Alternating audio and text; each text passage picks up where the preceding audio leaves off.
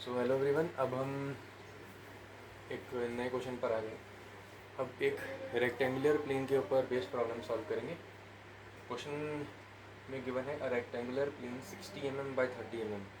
एक rectangular plane है, दो तरीके से रेक्टेंगुलर प्लेन हो सकता है प्रोजेक्शन वाइज, या तो इस तरीके से या तो इस तरीके से। अब एक लाइन 60 mm है, दूसरी 30 mm है, तो बड़ी वाली 60 होगी, छोटी वाली 30 होगी। Has its shorter side has its side of shorter length in HP। so HP अगर यहाँ से मान के चले HP है तो शॉर्टर साइड HP पर है, तो उसके अकॉर्डिंग ये वाला प्रोजेक्शन चलेगा such that the surface makes an angle 45 degree to HP। तो सरफेस 45 डिग्री एंगल बना रहा है HP के साथ। तो अगर मैं उस रेक्टेंगुलर प्लेन को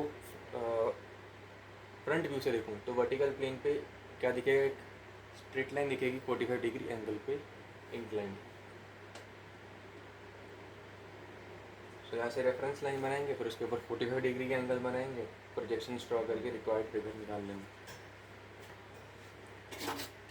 so step by step solve करते हैं। पहला स्टेप है रेफरेंस लाइन ड्रॉ करना, x y। उसके बाद रेक्टेंगल ड्रॉ करना। रेक्टेंगल ड्रॉ करना इजी है, यहाँ से पैरेलल लाइन लेते हुए, ठीक है, रेफरेंस लाइन से पैरेलल लेते हुए एक लाइन यहाँ खींच देनी है और एक यहाँ से खींच देनी है, और फिर शॉर्टर लेंथ को यहाँ पर रखना है, तो इसके पैरेलल शॉर्टर लेंथ की दूसरी लेंथ बना देनी। बस ये रिक्वायर्ड रेक्टेंगल बन गया सिंपल से।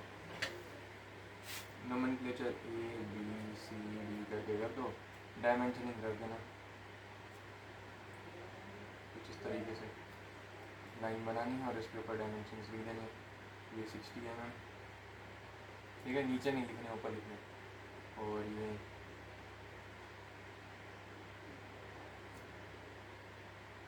30 mm जो भी है। अब उसके बाद इन लाइंस के प्रोजेक्शन ड्रॉ करने हैं रेफरेंस लाइन पर।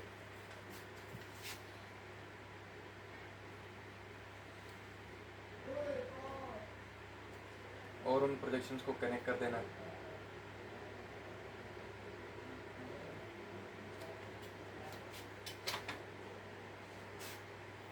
और नेम कर देना A dash B dash C dash D dash करके। तो यहाँ पर एक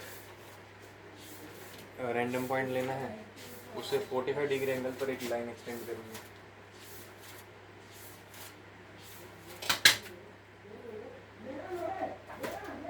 अब ये पॉइंट हो जाएगा हमारा A1 dash B1 dash.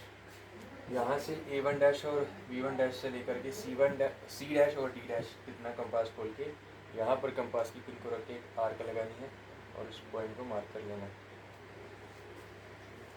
And उनके प्रोजेक्शंस को एक्सटेंड कर देना है अपने को हॉरिजॉन्टल प्लेन वाली साइड पर पोजीशन पर। फिर यहाँ से अपन लोग प्रोजेक्शंस को एक्सटेंड करेंगे, तो रिक्वायर्ड फिगर अपने को मिल जाएगी। एक स्क्वायर मिलेगा 45 डिग्री एंगल पर। इसका नोमेनक्लेचर हो जाएगा A1 B1 C1 D1। और ये डार्क बनाना है इसको, बाकी सभी लाइट। यहाँ पर तीन ही चीज़ें डार्क बनेंगी, बाकी लाइट बनेंगी। एक ये रेक्टेंगल, एक स्क्वायर और एक ट्रू लेंथ। अब यहाँ पर एक इम्पॉर्टेंट क्वेश्चन अरेज होता है कि अगर 45 डिग्री HP पर था तो VP के साथ क्या एंगल होगा। तो अगर नहीं दिया तो परपेंडिकुलर मान के चलो।